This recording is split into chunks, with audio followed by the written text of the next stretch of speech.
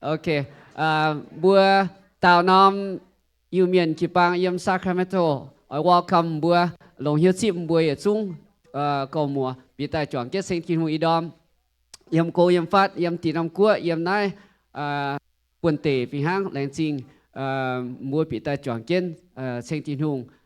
Just wanna welcome you all to First Union Church of Sacramento. Doesn't matter where you live.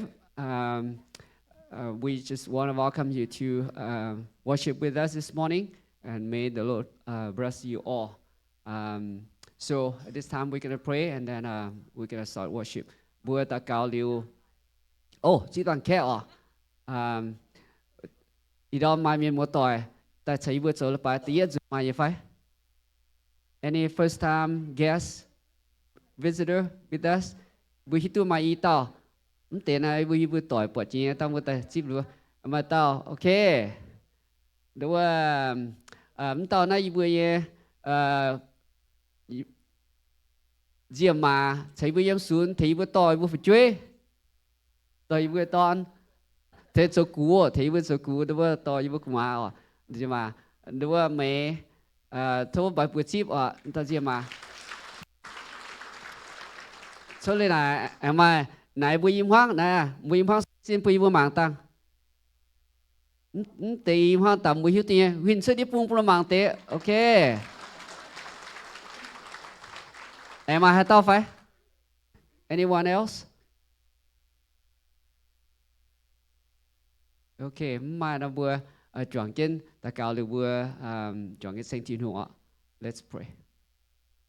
Tại sinh thiên hùng chiều ai bữa đom bị na ta cặp chun chọn trên tổ trên như bữa nhé xin cha linh hồn ta sinh chiều ai bữa ở thốt chiếu sinh linh thấy bữa tông yếm bữa mai chỉ dính hiếu bữa mai tỉnh hiếu ham trên thai chẳng tía chiều thốt thiên hùng chế phúc bún đợt tàu tống yên ai ở tây vì hang chiều quân bữa yếm hải thốt chiếu sinh linh thấy bữa tông yếm bữa chẳng thảo chiều nó nằm trên hồ chiều quân như bữa hải tao sẽ chiều ôจะนิบัวคอยไปนิบัวตีสุบตาเก่าอาเมน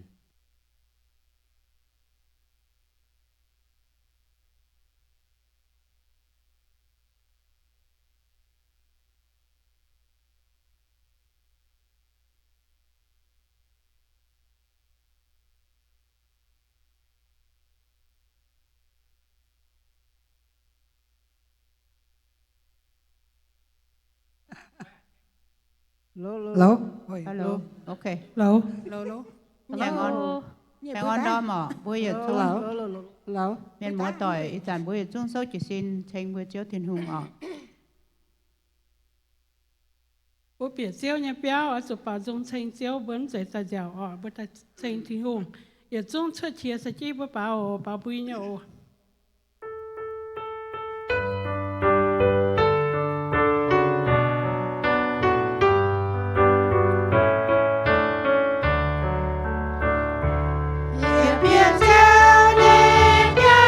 Hãy subscribe cho kênh Ghiền Mì Gõ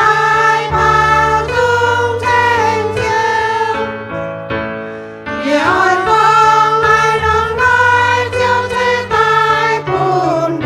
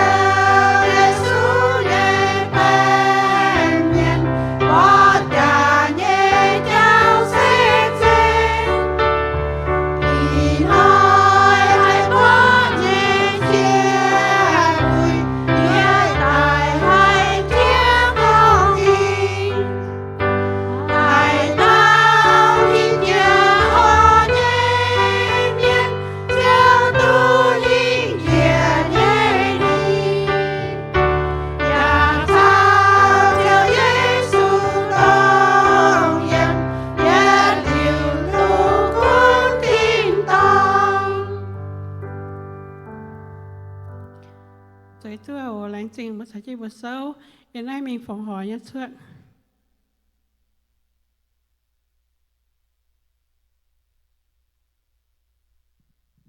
một phòng họ tiệt châu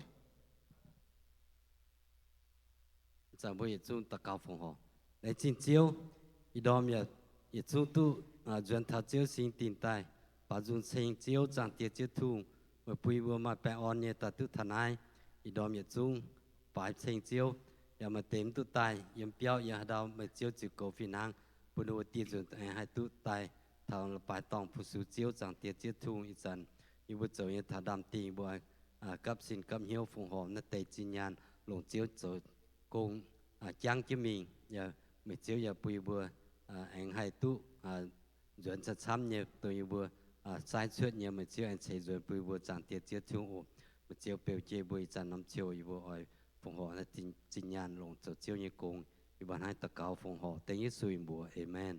Amen. Yeah.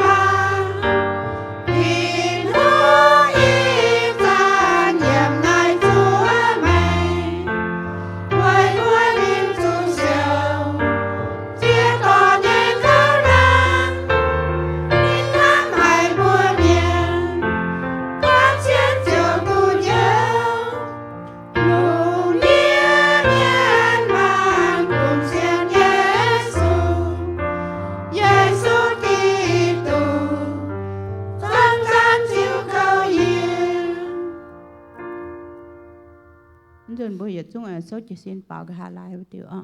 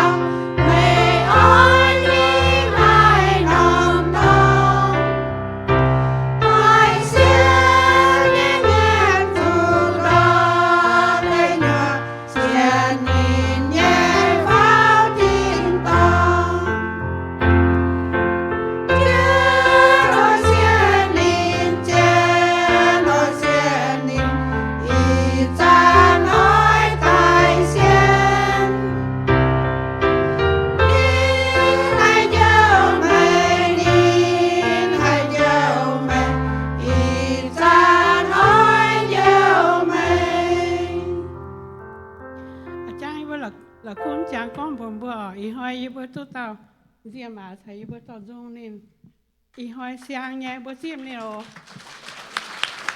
Thank you. Cái này mình hay khuyên đó. Bữa xếp phiên sang rồi bữa xếp phiên sang phải đây con khúc viện của cô mà.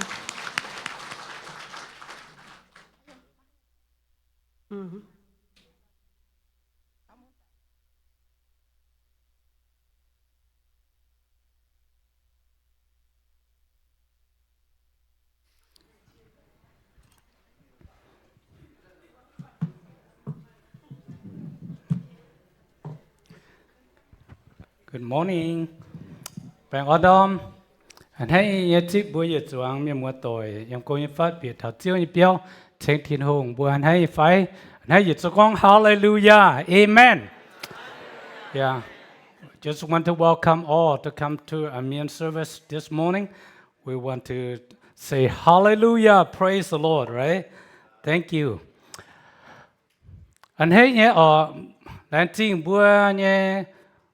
Cái bang nhé quan, tao dung nhé quan, nhiên, lọ khí, bao dung nhé, bông sao nhé dung, tao cho tôi lòng hải bữa lần chính thiên hùng à, tao chỉ thiên hùng, vậy bữa tới nhé khúc công, ต่อเจียจางเตี้ยที่น้องใส่ฟุกปุ่มบัวออกอันให้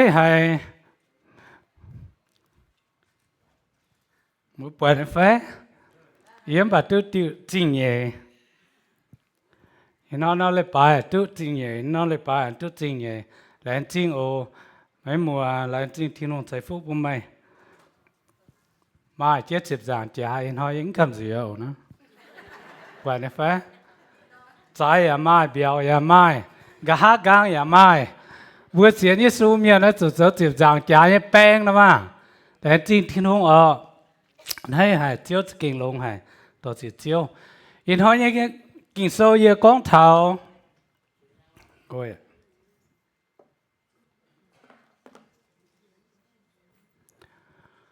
บัวห้องนี่สิ miracle of Jesus จิวสุดบัวห้องนี่สิบัวการยังแมงมาเจียจุนบัวอย่าตุปวดเท้าบัวห้องเนี่ยชวดยังบัวยังแมงยังบัวยังเสยมาเจียลานเมียนตุปวดจิวสุดกงยังบัวยังแมงมัวอย่าตุเจียยังไฟมันตานจีด่างไว้หิ้งหั่งเยซูเสยใจตรงกิดลงเดียอีจันอีจ่ายลงเดียบัวอย่าฟินหั่งเนี่ยso many times in our life we grow up we have miracle happen in your life sometimes might be problem anything that my God make miracle in your life happen even my time my lifetime I seen the miracles too หลังจากที่ห้องอินห้องยังกินโซเนี่ยว่าเสกองเท้าเยซูจะบ่ห้องเยสีบ่ห้องเยสีสมัยอีคังอีหยงสีชวด to the miracles I want to talk about the two events happening today in the message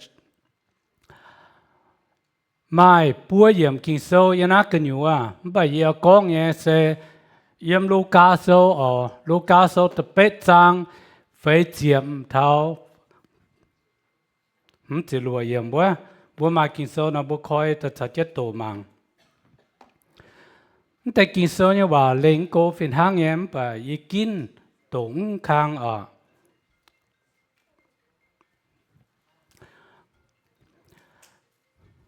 ลูกาโซthe เป็ดจางไปจะเยี่ยมมิงเยซูเยี่ยมว่างานจีกาลิลีคอยตอนจวนตายมาเมียนช้ำเนี่ยอันให้เนี่ยจิบไว้จุนินบัวเยี่ยมบัวชัวเจียนนิน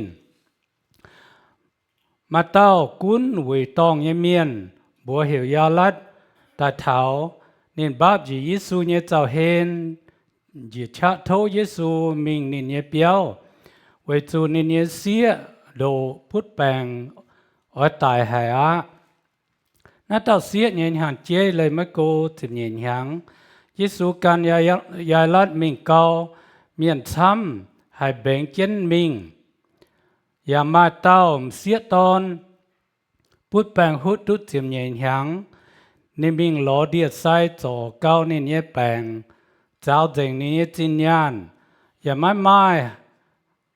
หายเต้าจ่อตุนิดหลงนิดจิบเบงเจ็ดมิงเท้าเยซูเนี่ยกะหากางหัวเยซูเนี่ยลุยจัวแปงหุดเจียวเลี่ยมใจติงเมียเยซูนายกาหายเต้าหัวจู่เยียอย่าไม่หายเต้าแรงปีเตเจียวกองเสตียเมียนช้ำมวยเจนไม่เบงจู่ไม่ซาบ่าเยซูกองเก่งมาเมียนหัวจู่เยียเนี่ยหล่อยี่หิวเนี่ยไว้จู่มาเตยเนี่ยชาเชิดมิงเทงเมียนจ่อแปงเมียว่าต้อมเสียตอนหวังหายปีงไม่บัวเจี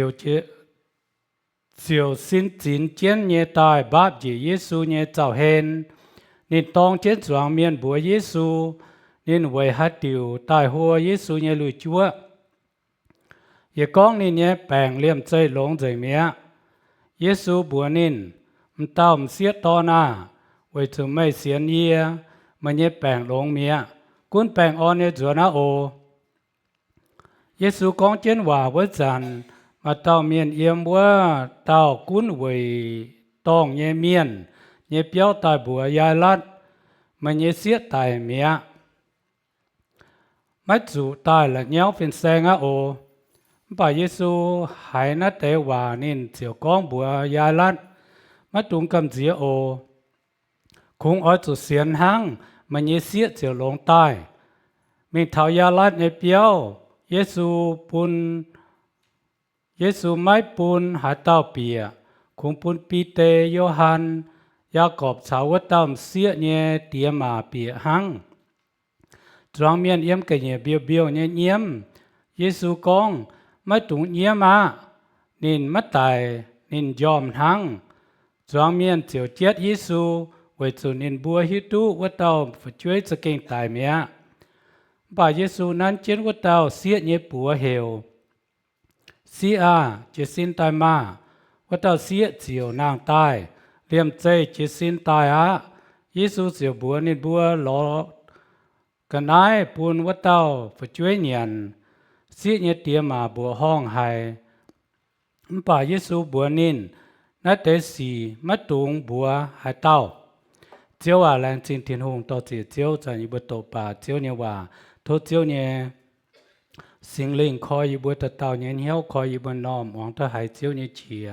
giờ thôi chiếu như sinh linh tao tôm phiền sang tao chỉ than chiếu nhưว่าyếm chiếu số kỳ tụ như bữa tao cao Amen. Đó chỉ thiên hùng bữa hải kinh sâu nhưว่าbữa tụt tổ liu đau nhé bữa mảng tên ní lấy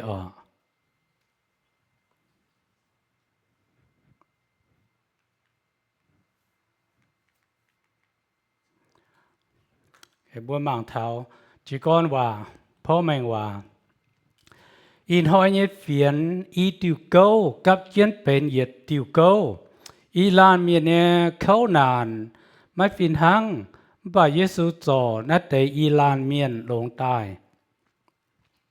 Today's passage is two stories wrapped together in one story.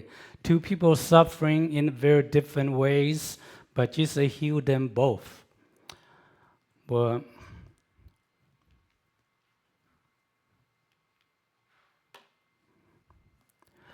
ya lát nhé xía tài Giêsu cho con chiến hòa với dàn mà tàu miền yếm qua cuốn quỷ tòng nhé miền nhé béo tại bùa ya lát mà nhé xía tài mía mới chủ là nhau phiền sang ô Jairus' daughter death.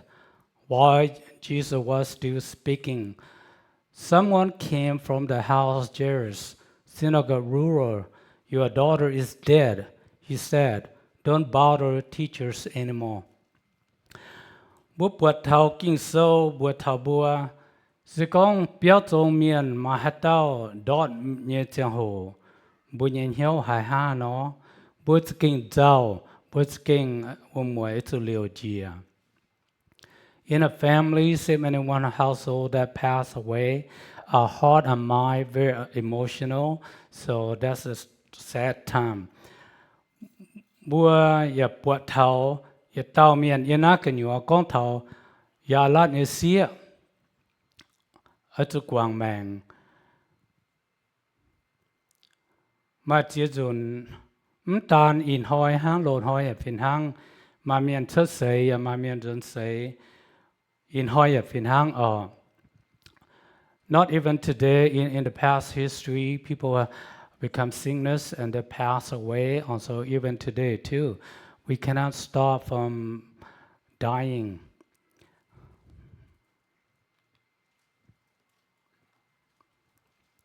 Giêsu on ya lát nhân hiếu và Giêsu on hiếu ya lát. Giêsu hay nát tế hòa nên chiều con bùa ya lát mất trung cầm dĩa ồ không ở tu xiên hăng mà nhẹ xía chiều lông tai. Jesus comforting Jairus. Hearing this, Jesus said to Jairus, "Don't be afraid. Just believe she will be healed." Buồn hamaga mà chia dùn bùa can ở phiền hăng con bùa bền tại nhà chiang hồ bùa hải hai lồng bùa hải mà giàu mà khuẩn hiếu mang thao ya lát nhà dùm hiền ya lát hải phiền con ní xiết tài mẹ nên xiết tài mẹ nên nhau thảo phiền sang à nên bữa phiền sang sụt nhau thảo Chúa Giêsu à bà Chúa Giêsu on nhìn nhau Giêsu con mày mất đúng cầm gì à mày ở chỗ xiên hăng. So in our lifetime, sometimes we turn into trouble. We have trial in our heart, our family. We need comforting. Someone can give you advice. Someone can give you comfort. That give you advice. In here, Jesus says to Jairus, "Don't be afraid. Only believe." Bữa chia dùn bữa hiếu biểu bữa hiếu chun mà chia dùn bữa hiếu tỉnh bữa hâm thảo khang cháu cho đàn á hè bữa hai nó走hai nó buồn cháy. Jesus comforting Jairus. Even sometimes we have problem, we have life issues, we don't know what to turn, what to do, but the Bible says Jesus told him, "Don't be afraid, believe." Đó là chiến hệ miền mua tội ý chán hỏi như chẳng hồ bố chiếm chủ kinh sâu như hòa ổn bùi hiếu bố chiếm chủ kinh sâu như hòa nún bùi hiếu bố chính ta hai mình tu chẳng nó sẽ chẳng ở. We need a God's word, the Bible, that can support you. Your life, when you go to trial, we need Bible, God's word can comfort you.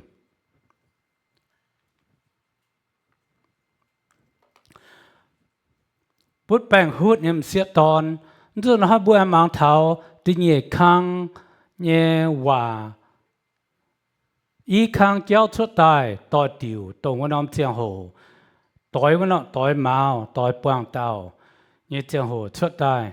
Tâm xiết tònเนี่ยเป็นแปลงหุ้นเนี่ยแปลงต่อยจู่น้อมเจียวโหให้ปวงจู่เยี่ยมเมียนช้ำประดงมาต่ำเสียตอนชดตายพุทธแปลงหุ้นเจียมเนียนยังนินเตี้ยตุเจียมเนียนยังจามอย่ามาติง The bleeding woman within the packed crowd, the woman was suffered from for 12 years. Hold on, I need a little bit of water.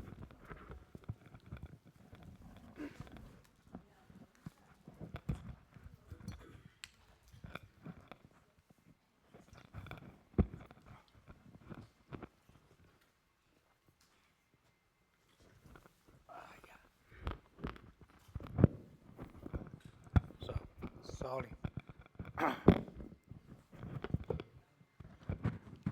Chàng gái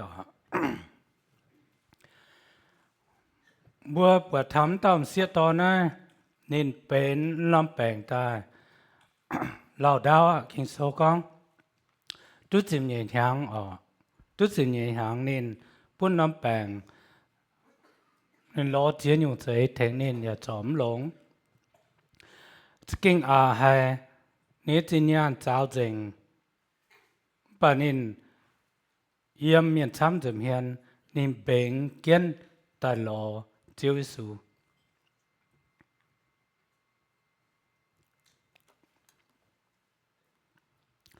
Nên hãy thảo Giêsu yếm nên yếm hiếu hăm sẽ có gì khủng hùa nên lời Chúa hăng yếm bèn chịu lông á. Jesus, she heard about Jesus. She said into herself, "If I only touch his cloak, I will be healed." Bua ở chỗ mai xem phim hăng na tầm xiết tòn, vậy chỗ ní màng ní sấy kinh sâu con bua nên bên tình nhìn hàng bèn, chỉ kinh lao, ya chỉ kinh khâu, bên nó dùng bèn, mà không hề khâu, chỉ con bua cá chỉ bua cá ní bua, giảm chuột lao, trong hai quang màng. Look at this woman, this lady, have been sick for 12 years, bleeding non-stop. Even though, for example, if you cut yourself, no one to help you to cover, it will bleed to death. Nín nhện hiếu hăm, sự con ye khung mình thảo hùa chủ Giêsu nhà lừa chúa hăng, ye bèn chịu lồng à. Nín ye xiên phim đồng na lồng, nín ye xiên phim đồng na hên. She thought herself, even those are just come behind Jesus, just touch the edge of Jesus' clothes, I will be healed. She had faith in Christ. Bua ya to my sin phim, chun pa bua pen peng tai, bua ma hai nói tu long. Bua lo điên nhàn, yếm thành bua hộp điệp mía, yếm zom chủ bua chủ hana châu, bua chủ tai, lo Giêsu. Sometimes even you take the medicines, drugs, it didn't help you, the earth, any kinds, but you need to turn to Christ. Christ can heal you, Christ can save you.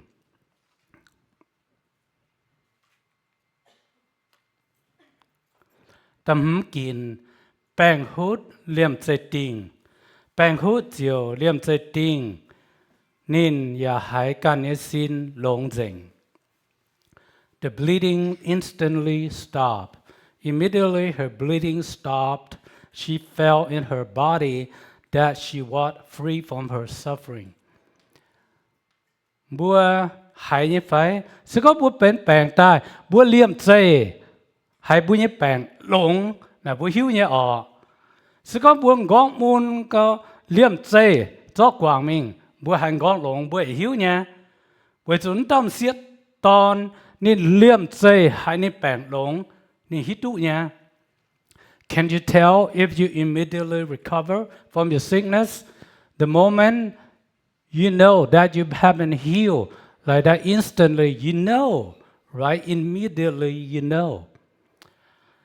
Ye con thằng này, ye cần vất vả, ye dùng ngón môn ta lao có chỉ hạ nhẹ, lộn. Nãy giờ mình ngón na cái môn dình, bùi tu hùa tu, nhận đi mất trụ. Nãy giờ con chỉ buồn như là tung bùa là khu hang. One time I have been headache for so long, for 5 months. Even I take medicine, the earth doesn't cure me. Nãy giờ con tài bá xin đi na, ok, yên hâm thà na, xong con nó hoài gì à? Ý mình giàu anh nhá, giàu lấy tài anh nhá. Okay, that's what come to my mind. I thought even sickness didn't recover. Just forget it. I took vacation. Mấy đứa mình hại nha. Thì nói muốn tụi mình này luôn là. Okay, what I did, I went to Hawaii. Hawaii, take 1 week vacation, stay in the beach, stay in Honolulu. I stayed in there for 1 week. Rent an apartment by the sea. Daytime I went to the beach walking, running. I know I'm going to die soon. So I say, who cares? So, yếm mình giàu ở Hawaii nè, tổng tại yếm chiến qua mai, nó với beach, because I chiều bốp sa chiều bèn qua khỏi hen, skin yang chiều giàu nha ở trên miền ta, lừa tháo nôm hoi nè, ô cả lai với nôm hoi, Sunday với đom, lịch bài hoi à, ít chỉ xin ta cáo, 4 o'clock in the morning. About 4 o'clock in the morning, I get out, I pray, I say, oh Lord, I live my life to you. I know if you're not going to heal me, I will die. I knew it, I will die. After I pray, I see the vision. I see Jesus Christ coming down and stand in front of me and walk toward me. Then he walked toward me and he passed by. And he stand there. I said, Lord. I said, Lord Jesus, how about my head? Then he turned around, said, he put his hand like that. You healed. Okay? That's all I heard. He told me, then he disappeared. The vision gone. They're back to normal. Oh, this is a vision. It's not dream. Then my head completely recovered like that. See? Yi na yi ta cao liu nom te ho yi bua quai. Lung keng goi bua yi su jia tai. Hong kia thảo như cái hên này chỉ na mình. Yi su con bua nín. Chiếu yi su à. Nhìn gong ní na. Nên bình gang bua yi sung chỉ bua. Nên con mày lồng à na. Cho nắm buồn mẹ. Nhìn gong cho lồng mẹ. Cái bùa hong hai, hang nói y con buồn bùa, hang tầm xiết to na, ní bèn lồng liêm chơi lồng là ní hiu nhiều với nhung, liêm chơi lồng, y can những con liêm chơi lồng, y hi tu nhé với số na sẽ, chiếu số số như công, tầm xiết to ní bèn hút liêm chơi ting, ní liêm chơi lồng à, that's cái bùa hong hai, miracle of God với nhung à, okay.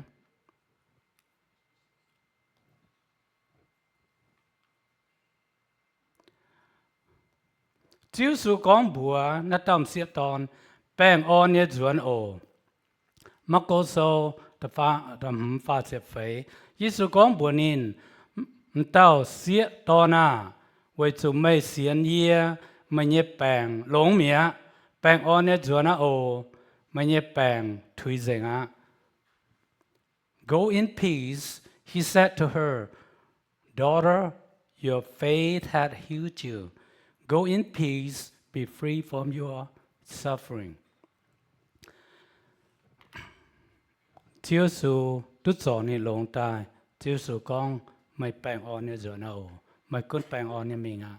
Buổi yên hỏi, buổi chơi kia này, chiếu su ở phiền hang như chiếu su ở thành bùa, ở gió bùa là lan miền hình hiếu, là lan miền như khâu nàn.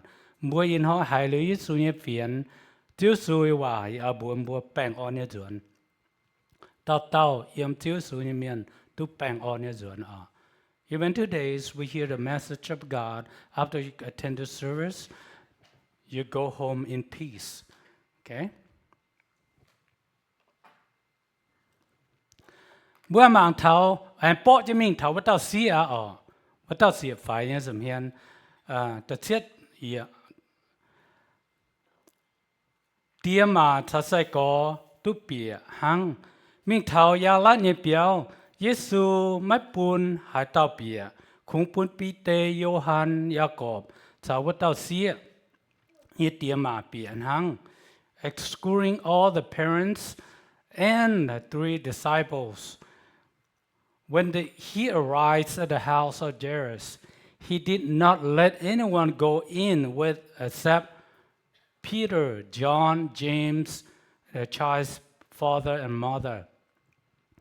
Về hết điều nó bốn bún bìa, về chịu thao cái nhẹ, chịu số con niệm tài lò, niệm buen yom hang, mà chia tao miền chết Giêsu à. Even Christ came into there. Christ says the girl just sleep, so the crowd around there laughed at Jesus. That's why Jesus tell them, you guys need to stay outside. Ni only ni pun kumpun ni tiama. Cháu ni bữa tàu sai có bị hang ở. Tập bết lông chia xuân nhé con chỉ xin tài. Bà Giêsu nán chiến bữa tàu xía nhé bùa hiểu xía chỉ xin tài mà. Bữa tàu xía chiều nàng tài liêm dây chỉ xin tài á. The gentle command to get up. But he took her by the hand and said, my child, get up. Her spirit returned. At once she stood up. Chiếu su mất su con, chiếu su mất su nào. Chiếu su con chia xuân nè, con buồn tao xịa phải, xịa tòn, xịa phải, chia xin ta mà. Tao xịa nhẹ quần, chiều tao gang, ta biển này xin. Vậy chúng tao xía tài mẹ nhá, tao xía tài mẹ. nínใจเปิดยอมห้างนี่เก่งตายเมียนี่วันซุมิงเมียชดนี่สินเมียห้างเราเจ้าสู่ตาเหวนั่นเราเสียนี่วันอันตะกางตะเปียนี่สิน This girl had been dead. So Christ said gentle words, "My child, get up." Her spirit returned to her body. This is a miracle of God, right? Are you believe that? Amen, right? The Chúa Giêsu con bún tế cái nái nhìn nhận. Giêsu sẽ bùa nhìn bùa lo cái nái bún vắt tàu phải Chúa nhận. Jesus gave her food to eat. Jesus told them to give her something to eat. Mà thiết dùn bùa bên bèng ta lao tu nhận mà cha màu hên bùa liệm chạy lông ta nó bùa chỗ hay hết xìa bùa chỗ anh nhà nó chạy xa bùa ta tao miền chiếm chủ lên hàng bùa xin chẳng thì ta hay hên Everyone need food to survive, to be strong, right? Tiếp yếm Giêsu con mất tùng bùa miền xin tia mà bùa hong hải bà Giêsu bùa nên bùa nát tế xì mất tùng con bùa hải tao. Jesus commanded not to tell what happened. Her parents were astonished, but he ordered them not to tell anyone but what had happened. Vậy thì Giêsu cho hiông con hiện vững tụng con bùa. Vậy thì năm chiang hồ na Giêsu chiang hồ mới kiến thảo, hắn nói Giêsu xin ta con bùa này vững tụng con bùa hát tao. Why Jesus told him not to spread the good news? Because the time of Christ not come yet. That's why Christ demand not to tell anyone. Sen mớiว่ายาลัดเนี่ยเสียชาวพุทธแปลงฮูดเนี่ยเสียตอนอีข้างจงบัวห้องเนี่ยสี่ไม่ฟินหังมันป่าเยซูจ่อเนี่ยบัวลงตาย Jesus, Jairus' daughter and a hemorrhaging woman, different miracles. They have no relation to one another, but Jesus healed them all. นั่นแต่อีข้างสี่นะสี่เต่าเนี่ยเจ้าอีเต่าอีปุงเอี่ยมมันฟินหังต่อยมาเอาปวงจู่หังมันป่าเจ้าสู่คอเลียนเจ้าสู่สอนในบัวอยู่ทุ่งหลงตาย Not this event seemed to be like coincidence, but it happened. But Christ had mercy on them, and Christ healed them. เมื่อมองเท้าจะนอว่าเจนเนี่ยว่านายไม่เสียนยิสูให้จ่อไม่อินหอยไฟเมื่อกุ้นไม่เนี่ยแมงหั่งให้นอเฉียมจุดจ่อจันจันจางเจนทิ้งหงห้ำไม่นินปวดไม่ป้วงจุเนี่ยสี Do you believe Jesus can heal you today? Whatever areas your life need healing, always remember that God loves you. He sees what you are going through. บุญแมงนะเจ้าทิ้งหงหิวเจงยิสุปวดเจงบัวละลานเมียนช่วยจะนายบุญแมงได้เขาบุญแมงได้คุยมบุญแมงได้เจ้าเจ้าสู่หิวละลานเมียนเนี่ยแมงปัจเจ้าสู่กองเนี่ยบัวละลานเมียนเจ้ายิสุนห้ามบัวเนี่ยน่าจะเจียนปุ่นเท้าบัวChrist know all your heart, your mind, your thought, the suffering you go through, your trial you went through. Christ know you all. You have to remember that Christ love you all the time, okay? Christ not abandoned you. In hỏi kinh sâu nhưว่าsẽ con thảo bùn bùa biển hiếu chiến như cháu. Nó tế ý khang, nó tế ý lan miền. Chiếu xuân ham nụ bùa. Gia lát như xía Giêsu cho nàng tài. Nó tàu xía miền. Nên bèn hút thì nhện hàng. Giêsu ya cho nên lông tài. Sự kênh bùa hông hay. Chiếu Giêsu ham bùa bà miền. Chiếu xuân ham bùa. In hỏi tuổi cho nó hát tao bền hay nhung bèn. Chiếu Giêsu hay cho tu lông. tông hát tao miền cái coi nhau xiên Giêsu vật tế mua hai lý Giêsu như khu phiền mà bây giờ cũng coi nhau ta xiên nín tao xiết to na nín chung tu xiên Giêsu bảo ni hít tu Giêsu mà cha hăng ni có ý cũng hùa chủ hăng ý lồng à mình ham cả ni xiên ni cháu đàn ai. You have to remember you're here today. Christ loves everyone. Christ wants to fix everyone. Even your life you think your life not suitable for Christ. You think your life is bad, you're a sinner, but you come to Christ. Christ can change you, be a good person. And Christ can heal you too. In hỏi bố hết đâu, xiên Giêsu hay cho tôi mua như vậy? Xiên xuống bùa mà cả? Ok. Ý xiên có mua mai xiên lan miền, Giêsu tôi cho mua lông tai, mua mai chẳng, gà hiên mua tôi cho chính kín. Con tu Giêsu cho mua lông tai. Giêsu cho ý lông tai, chẳng ý cho chính kín mẹ, nhưng con lông ý cho chính kín mẹ, nó chúng thầm mua như buồn. Okay, remember that Christ healed you in the past, the present, or anytime you life go through, you have miracles happen in your life. You can give testimony in front. Congregation know that Christ had done in your life. Christ Jesus get glory. You praise God for that. Cái in hỏi những kinh số như vậy sẽ hăng nó liệu hít tu bùa kịp băng mà miền múa tỏi bên bèn tham nhẹ hết trả lời thực thỉnh ta cáo về thà bùa miền múa tỏi hiểu như thỉnh bùa ta cáo về nái về vua trên nhung bèn hát tao chiếm chủ ta cáo na một cuốn chuột in hỏi yên tỏi tiết địa thỉnh bùa giá chân